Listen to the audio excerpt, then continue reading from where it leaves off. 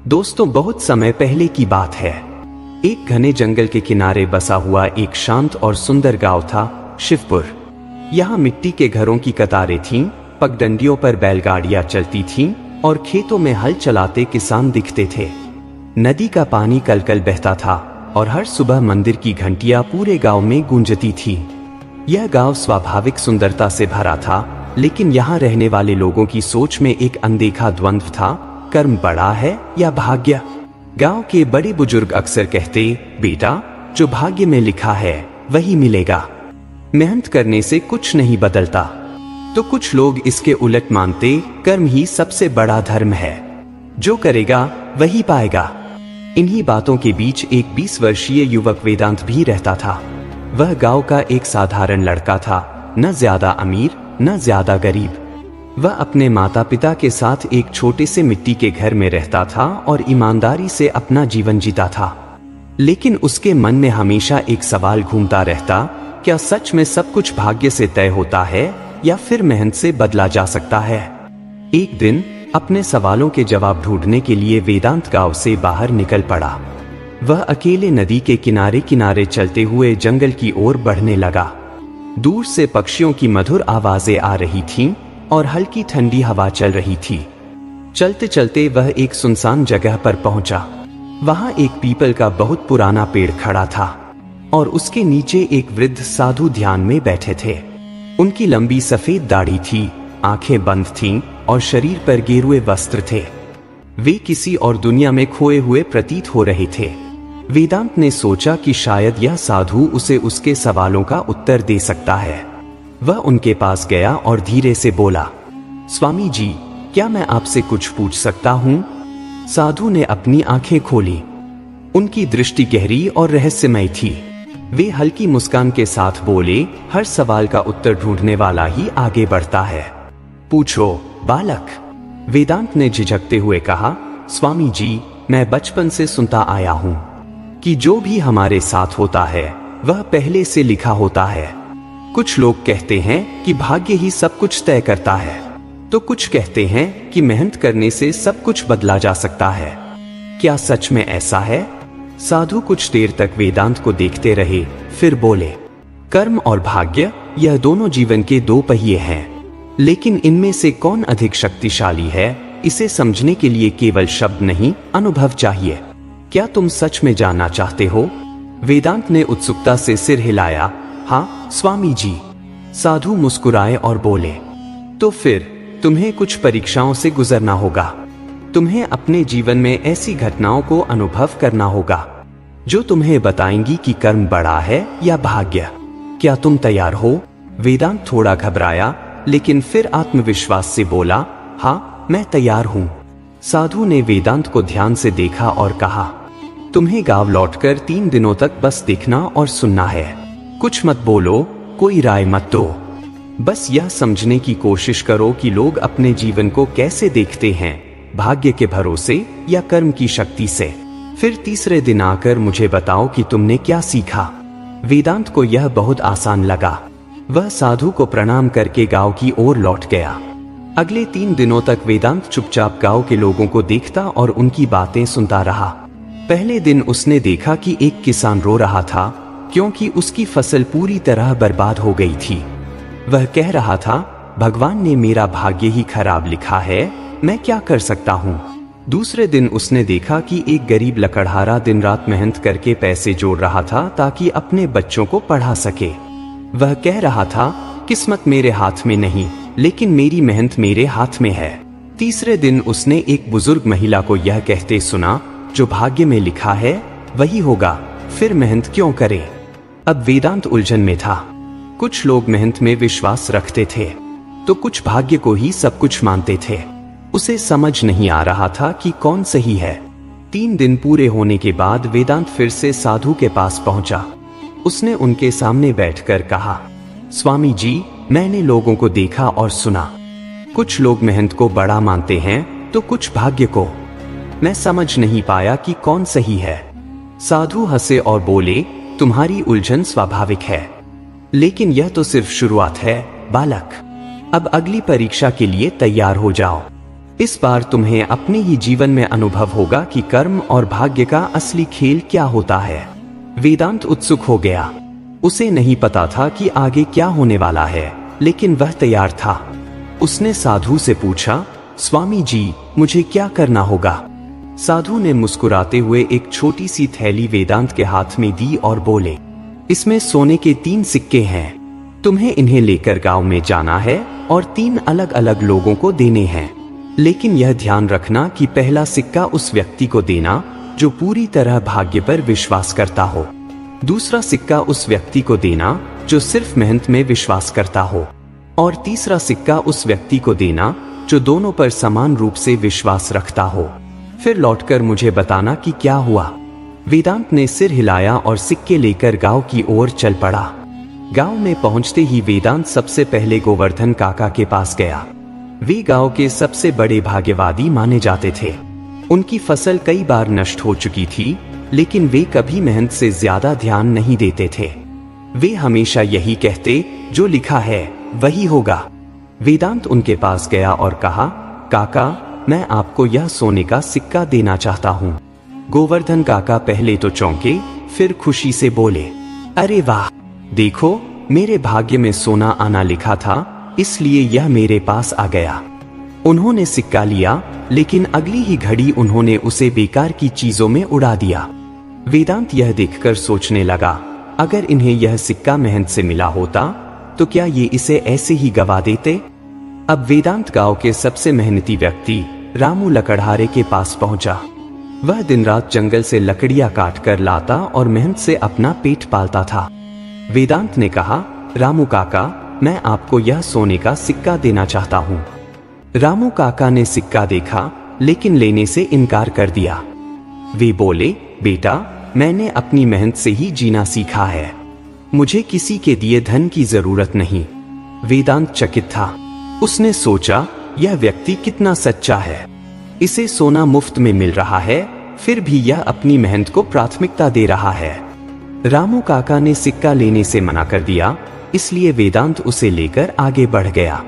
अब वेदांत गांव के सबसे समझदार व्यक्ति हरिदत्त सेठ के पास गया। वे एक व्यापारी थे जो मेहनत भी करते थे और भाग्य पर भी भरोसा रखते थे। वेदांत ने उन्हें सिक्का दिया तो उन्होंने कहा, धन तो अच्छा है, लेकिन इसे संभालकर और सही जगह लगाना चाहिए। भाग्य हमें अवसर देता है, लेकिन उसका सही उपयोग करना हमारा कर्म है। हरिदत्त सेठ ने उस सिक्के को अपने व्यापार में लगाया और उससे मुनाफा कमाकर वेदांत को भी उसका हिस्सा दिया। अब वेदांत को पहली बार लगा कि शायद सिर्फ मेहनत या सिर्फ भाग्य पर्याप्त नहीं, बल्कि इन दोनों का संतुलन जरूरी है। तीनों लोगों को सिक्के देने के बाद वेदांत फिर से साधु के पास पहुंचा। साधु ने पूछा, क्या सीखा बालक? वेदांत ने उत्तर दिया, मैंने देखा कि जो सिर्फ भाग्य पर निर्भर रहता है वह उसे व्यर्थ गवा देता है। जो सिर्फ मेहनत में विश्वास करता है वह किसी भी दूसरे अवसर को नहीं देखता। लेकिन जो मेहनत और भाग्य दोनों का संतुलन समझता है वही सच में सफल होता है।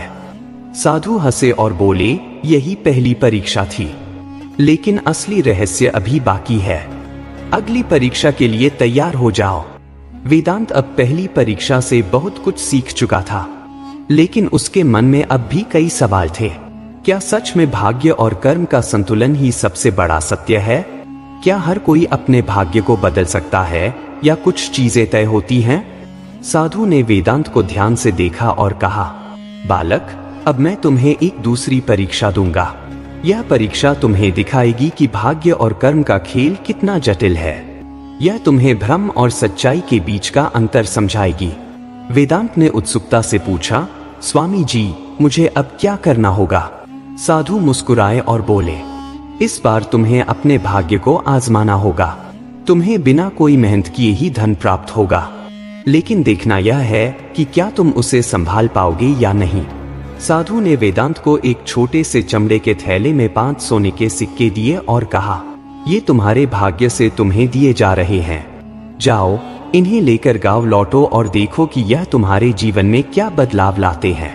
लेकिन याद रखना, तुम इसे कमाने के लिए कोई मेहनत नहीं करोगे। वेदांत के मन में सवाल उमड़ने लगे। वह सिक्के लेकर गांव की ओर लौट पड़ा। वेदांत जब गांव पहुंचा तो उसकी आंखों में चमक थी। सोने के सिक्के उसकी मुट्ठी में थे, कुछ ऐसा जो उसने कभी नहीं सोचा था कि उसे यूं ही मिल जाएगा।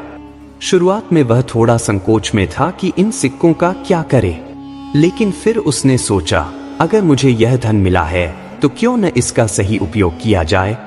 उसने सबसे पहले एक बढ़िया नया कपड़ा खरीदा, फिर अच्छे खाने का आनंद लिया। धीरे धीरे उसे यह दौलत सहज लगने लगी। वह पहले की तुलना में अधिक आत्मविश्वास महसूस करने लगा। गांव के लोग उसे देखकर हैरान थे। कुछ ने सोचा कि शायद उसे कहीं से छिपा हुआ खजाना मिला है। कुछ ने जलन से कहा, देखो, भाग्य ने इसे रातों रात अमीर बना दिया। वेदांत को पहली बार भाग्य की ताकत महसूस हुई। वह सोचने लगा, क्या सच में मेहनत की जरूरत नहीं? क्या भाग्य ही सब कुछ तय करता है? लेकिन यह खुशी ज्यादा दिन नहीं टिकी। जैसे जैसे वेदांत के पास पैसे थे, वैसे वैसे उसके दोस्त भी बदलने लगे। कुछ लोग उससे मिलने आए जो पहले उसे कभी ज्यादा महत्व नहीं देते थे। वे उसकी तारीफ करने लगे, उसका साथ देने लगे, लेकिन असल में वे सिर्फ उसके धन से फायदा उठाना चाहते थे। धीरे धीरे वेदांत को एहसास होने लगा कि बिना मेहनत का धन उसकी सोच को बदल रहा है। वह पहले जो सादा जीवन जीता था, अब वह उसे कम आकर्षक लगने लगा। फिर एक दिन जब वह सोने के अपने अंतिम सिक्के को खर्च करने की योजना बना रहा था, तो उसे याद आया, यह धन तो मैंने मेहनत से कमाया ही नहीं था, यह तो बस मुझे मिला था, और अगर यह मुझे बिना किसी प्रयास के मिल सकता है तो यह कभी भी चला भी सकता है। और वैसा ही हुआ। कुछ ही दिनों में वेदांत के पास कुछ नहीं बचा। दोस्त भी उसे छोड़कर चले गए। वह फिर से वही साधारण गांव का लड़का बन गया। वेदांत फिर से साधु के पास पहुंचा। उसकी आंखों में ग्लानि और पश्चाताप था। साधु ने पूछा, तो बालक, अब क्या अनुभव हुआ? वेदांत ने सिर झुका लिया और कहा, स्वामी जी, अब मुझे समझ आ गया। बिना मेहनत का धन इंसान को भ्रमित कर देता है। जब मेरे पास भाग्य से मिले हुए सिक्के थे तो मुझे लगा कि मैं खास हूं, लेकिन असल में मैं अपने असली रास्ते से भटक गया था। वे सिक्के मेरे पास टिक नहीं पाए क्योंकि मैंने उन्हें कमाने के लिए कोई कर्म नहीं किया था। साधु मुस्कुराए और बोले, यही तो जीवन का दूसरा बड़ा सबक है बालक। भाग्य अगर अवसर देता भी है तो कर्म के बिना वह व्यर्थ हो जाता है। बिना मेहनत से मिली चीज की कोई कीमत नहीं होती। लेकिन अब भी तुम्हें एक आखिरी परीक्षा देनी है। यह परीक्षा तुम्हें जीवन के अंतिम और सबसे बड़े रहस्य से परिचित कराएगी। वेदांत ने उत्सुकता से पूछा, स्वामी जी, वह क्या परीक्षा होगी? साधु ने गहरी सांस ली और बोले, अगली परीक्षा में तुम्हें अपने कर्म से भाग्य को बदलकर दिखाना होगा। क्या तुम तैयार हो? वेदांत की आंखों में एक नई चमक थी।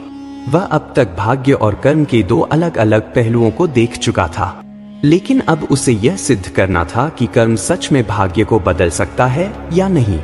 उसने सिर झुकाकर साधु से कहा, स्वामी जी, मैं तैयार हूँ। साधु मुस्कुराए और वेदांत को गांव से कुछ दूर एक सुनसान जगह ले गए।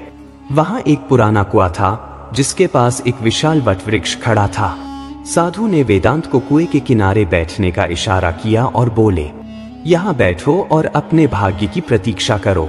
तुम जब तक चाहो यहाँ बैठे रह सकते हो, लेकिन इस दौरान तुम्हें न कोई काम करना है और न ही कोई प्रयास करना है। बस देखना कि तुम्हारे भाग्य में क्या आता है। वेदांत ने चौंक कर पूछा, लेकिन स्वामी जी, अगर मैं कुछ करूंगा ही नहीं तो मुझे कैसे कुछ मिलेगा?